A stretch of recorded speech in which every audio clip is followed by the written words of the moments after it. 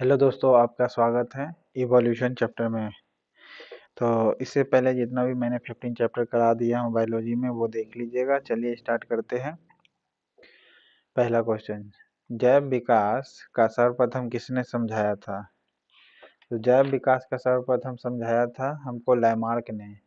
Okay, किसने समझाया था? लैमार्क ने समझाया था। क्या बताया था जैव विकास के बारे में? ओके, जैव विकास के बारे में सर्वप्रथम किसने बताया था? लैमार्क ने। लैमार्कवाद का मूल सिद्धांत क्या है?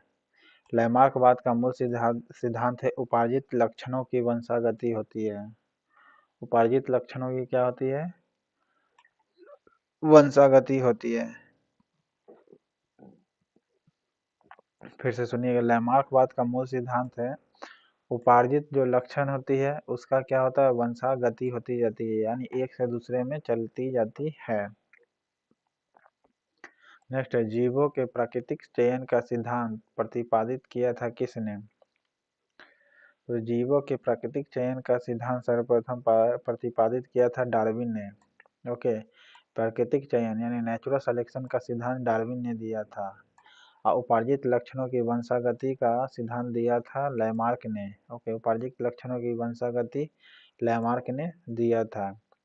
युक्तम के उत्तरजीविता का प्रतिपादन किसने किया था? युक्तम के उत्तरजीविता का प्रतिपादन डार्विन ने ही कहा था। युक्तम की उत्तरजीविता का प्रतिपादन किसने किया? तो डार्विन ने किया था। ओके, नेक्स्ट है उत्परिवर्तन, जिसे म्यूटेशन कहते हैं इंग्लिश में, के सिद्धांत के जन्मदाता कौन है? यानी इवोल्यूशन के जन्मदाता कौन है ये बताना है आपको। डी वरीज जो है ये इवोल्यूशन के जन्मदाता है। ओके, म्यूटेशन जो है यह सिद्धांत डी वरीज ने दिया था। ओके, नेक्स्ट है समरूप अंग होते हैं क्या? समरूप अंग जो होंगे कार्य में समान होंगे। ओके, कार्य में क्या होंगे? समान होंगे। समरूप अंग का मतलब कार्य में क्या होंगे? समान होंगे। ओके, नेक्स्ट है समजात अंग होते हैं क्या? समजात अंग जो होंगे आपके रचना में समान होंगे। ओके, समजात का मतलब होते हैं रचना में समान। 1809 में प्रथम बार फ्रांसीसी जैव वैज्ञानिक जॉन लेमार्क ने जीवन के विकास के अध्ययन क्रम में अपने सिद्धांतों को प्रतिपादित किया। निम्नलिखित में से कौन सा सिद्धांत इससे संबंधित नहीं है?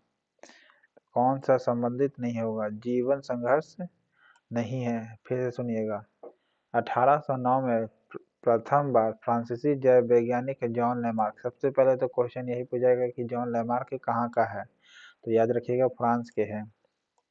जॉन लेमार्क कहाँ के हैं? तो फ्रांस के हैं। फिर आगे, जीवन के विकास के अध्ययन के क्रम में अपने सिद्धांतों को प्रतिपादित किया था। ओके, जो इससे संबंधित नहीं है कौन? तो जीवन संघर्ष नहीं है। बाकी उपार्जित लक्षणों की वंशागति है जॉन लेमार्क का, सही बात है। जीवन के विकास में जो अध्ययन किए थे वो उपार्जित लक्षणों की वंशागति के बारे में बताए थे लेमार्क ने। फिर वातावरण का प्रत्यक्ष प्रभाव भी पड़ता है। हाँ, पड़ता है प्रत्यक्ष प्रभाव। ओके, प्रत्यक्ष प्रभाव के कारण क्या होते हैं? चेंजिंग करता है structure of the human body. Next है नए अंगों का आविर्भाव होता है। ओके, नए अंगों का आविर्भाव होता है। नए अंगों का क्या होता है? आविर्भाव होता है। ये बताए थे ये तीनों। जीवन संघर्ष नहीं होगा, तो आंसर आपका ये वाला हो जाएगा, चौथा, सॉरी बी। नेक्स्ट है निम्नलिखित में से कौन सिद्धांत इवोल्यूशन यानी उद्विकास की व्याख्या के लिए डार्विन द्वारा प्रतिपादित नहीं है? तो जीवन संघर्ष तो है ही इनके द्वारा। फिर ये आपका नहीं हो जाएगा। अंगों का उपयोग अनुपयोग ये डार्विन ने नहीं कहा था। ओके, बाकी डार्विन ने बोला था समर्थ की उत्तरजीविता होगी। ओके, समर्थ की क्या होगी? उत्तरजीविका होगी। और नई जातियों की उत्पत्ति होगी, ये डार्विन ने ही बोला था, नई जातियों की उत्पत्ति होगी। और जीवन संघर्ष के बारे में बताया था डार्विन ने। ये तीनों होगा, तो आंसर आपका ये हो जाएगा डी, ये नहीं होगा।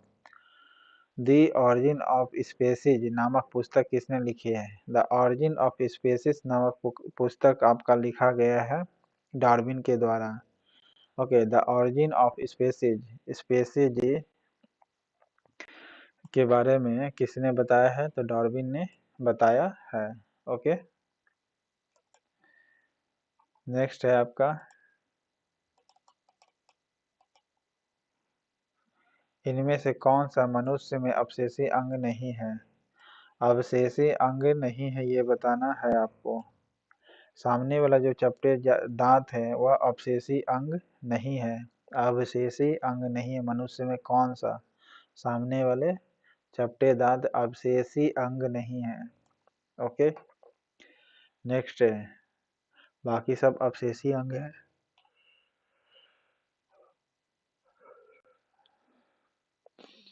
उत्परिवर्तन का सिद्धांत प्रतिपादित किसने किया था? उत्परिवर्तन का सिद्धांत प्रतिपादित डी ब्रिज ने कहा था।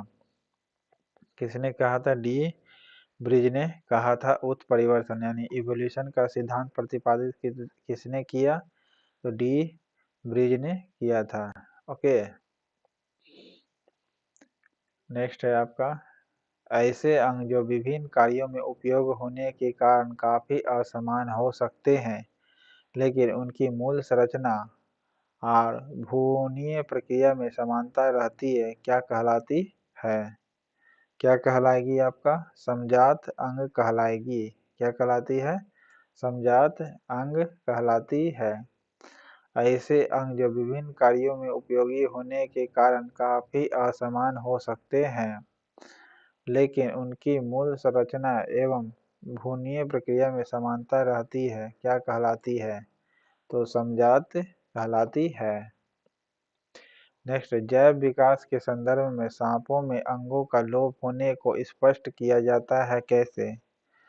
तो अंगों का उपयोग और अनुपयोग के कारण सांपों में अंगों का लोप हुआ है। सांपों में अंगों का उपयोग, जो अंग है वो लोप किसके कारण हुआ है? तो वह हुआ अंगों का उपयोग तथा अनुपयोग के कारण। ओके, नेक्स्ट है आपका, जीवन की उत्पत्ति हुई है कहाँ? जीवन की उत्पत्ति हुई है जल में। जीवन की उत्पत्ति कहाँ हुई है? जल में हुई है। जीवन की उत्पत्ति के समय निम्न में से कौन स्वतंत्र अवस्था में नहीं पाई जाती थी? स्वतंत्र अवस्था में कौन नहीं पाई जाती थी? ऑक्सीजन जो होती है यह स्वतंत्र अवस्था में नहीं पाई जाती थी जब स्वतंत्र जीवन उत्पत्ति हुआ था तो। ओके, नेक्स्ट है, विकास की प्रक्रिया में मनुष्य का निकटतम प्राणी कौन सा है? निकटतम प्राणी आपका बंदर है। नेक्स्ट है आपका, मनुष्य में अवशेषी अंग है क्या? मनुष्य में अवशेषी अंग के कर्ण पल्लव पेशियां हैं। कर्ण पल्लव पेशियां अवशेषी अंग है मनुष्य में। ओके, अवशेषी अंग कौन सा है हमारा? कर्ण पल्लव पेशियां। नेक्स्ट है, जीवों के विकास जिसे इवोल्यूशन कहते हैं इसके संदर्भ में कौन सा अनुक्रम सही है ये बताना है। सही अनुक्रम कौन सा है? पहले सालामेंडर, फिर अजगर और फिर कंगारू।